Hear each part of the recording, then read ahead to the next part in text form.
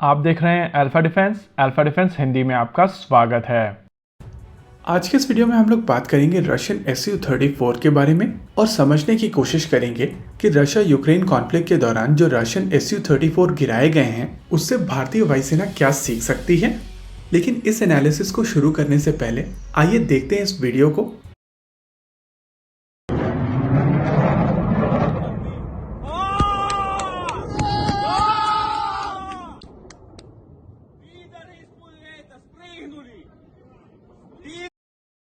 Claim किया जा रहा है कि ये वीडियो Su-34 के शूटडाउन का है। अगर आप इस फुटेज को ध्यान से ऑब्जर्व करेंगे तो उसमें दो चीज सामने निकल कर आती हैं। पहली चीज, ये एयरक्राफ्ट काफी लो फ्लाई कर रहा था और दूसरी चीज, इस एयरक्राफ्ट के ऊपर मिसाइल लगने से पहले ये फ्लेयर्स को छोड़ रहा था। यानी कि कहीं ना कहीं जिस मिसाइल ने इस एयरक्राफ्ट को टेक डाउन किया है वो इंफ्रारेड गाइडेड मिसाइल सिस्टम है। ये मिसाइल सिस्टम स्टिंगर, इग्ला या फिर स्टेरला हो सकती है। कुछ जगहों पर क्लेम किया जा रहा है कि इस एयरक्राफ्ट को ओसा मिसाइल सिस्टम से टेक डाउन किया गया था। लेकिन अगर आप इस वीडियो फुटेज को ध्यान से ऑब्जर्व करेंगे तो आपको समझ में आएगा कि एयरक्राफ्ट के ऊपर बहुत बड़ा ब्लास्ट नहीं हुआ था और ओसा मिसाइल सिस्टम में यूज होने वाली मिसाइल 9M33 क्लास की मिसाइल सिस्टम्स 16 किलोग्राम का वॉरहेड कैरी कर सकती हैं। इसी वजह से मेरा मानना है कि इतने बड़े वॉरहेड के साथ में इम्पैक्ट का पफ और साथ में फ्यूम्स बड़े होने चाहिए थे। इन सभी सर्कमस्टेंसेस को एनालाइज करके अगर ये कहा जाए कि ये एयरक्राफ्ट स्टिंगर मिसाइल सिस्टम से मारकर गिराया गया है तो इस थ्योरी के सही होने के चांसेस सबसे ज्यादा हैं। स्टिंगर मिसाइल के सीकर में दो अलग अलग वेवलेंथ्स पर टारगेट को एक्वायर किया जाता है। यहाँ पर इंफ्रारेड और यूवी दोनों का प्रयोग किया जाता है, जिसके कारण फ्लेयर से इस मिसाइल सिस्टम को डिसीव नहीं किया जा सकता। और ये सारे के सारे डॉट्स अगर आप उस फुटेज के साथ में कनेक्ट करें तो ये सही बैठते हैं। लेकिन इस फुटेज में जो दूसरी चीज नजर आ रही है वो काफी ज्यादा वियर्ड है। ये एयरक्राफ्ट काफी कम ऊंचाई पर उड़ रहा है, यानी कि प्रैक्टिकली ये एयरक्राफ्ट स्टिंगर के लिए काफी आसान टारगेट बन जाता है।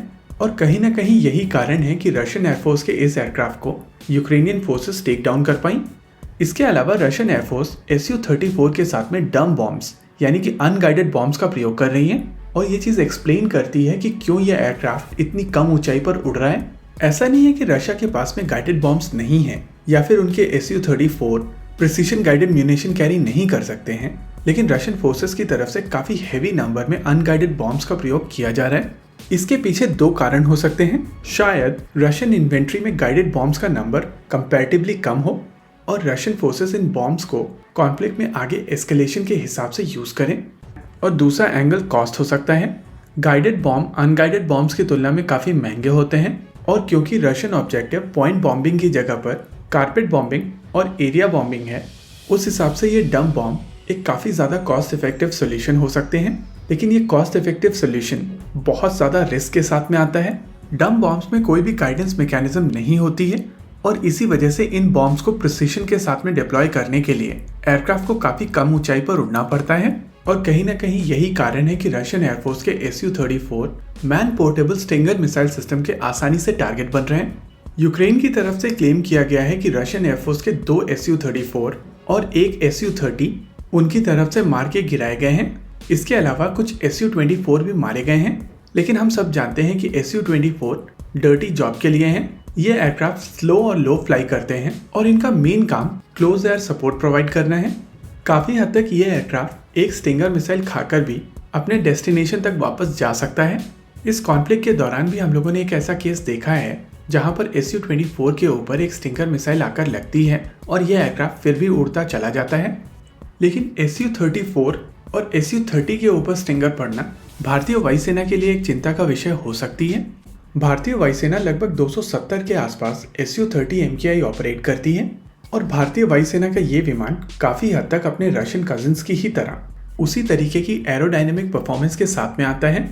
लेकिन इनकी एवियोनिक्स, इलेक्ट्रॉनिक्स, सेंसर्स और वेपन सिस्टम्स वेस्टर्न ओरिजिन और इंडियन ओरिजिन के हैं।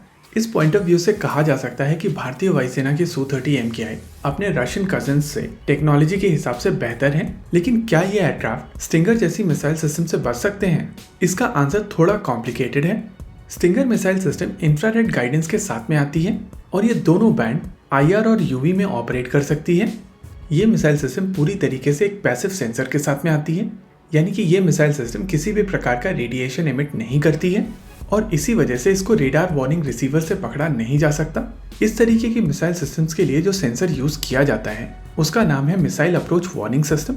वहीं पर इस तरीके की मिसाइल सिस्टम्स को फ्लेयर की मदद से अवॉइड किया जा सकता है, लेकिन इसके चांसेस थोड़े कम होते हैं। प्रैक्टिकली इस तरीके की मिसाइल सिस्टम्स के लिए जो सबसे सही काउंटर मेजर सिस्टम है वो है directed infrared counter measure system, यानी कि DIRCM। रशियन Su-57 एयरक्राफ्ट के ऊपर DIRCM सिस्टम का प्रयोग किया जाता है। ये सिस्टम है 101 KSO, और अगर भारतीय वायुसेना अपने Su-30 MKIs को किसी भी कॉन्फ्लिक्ट के दौरान लो फ्लाइंग मिशन में भेजना चाहती है तो एक इस तरीके के सिस्टम का इंटीग्रेशन इस एयरक्राफ्ट के साथ में ज़रूरी है। साथ ही साथ Su-30 MKI में मिसाइल अप्रोच वार्निंग सिस्टम नहीं है और इस एयरक्राफ्ट को इस सिस्टम की भी आवश्यकता है। यानी कि हम लोग यहाँ पर कह सकते हैं कि रशियन Su-34 के टेकडाउन के बाद में भारतीय वायुसेना को यहाँ पर 2 लर्निंग मिलती हैं, और भारतीय वायुसेना को इन लर्निंग्स का प्रयोग करते हुए सुपर सुखोई प्रोग्राम के तहत इस एयरक्राफ्ट को अपग्रेड करते समय इन चीज़ों का ध्यान रखना पड़ेगा। इसी के साथ आज के इस वीडियो में रखते हैं केवल इतना ही। वीडियो को अंत तक देखने के लिए धन्यवाद। देखते रहिए अल्फा डिफेंस। जय हिंद।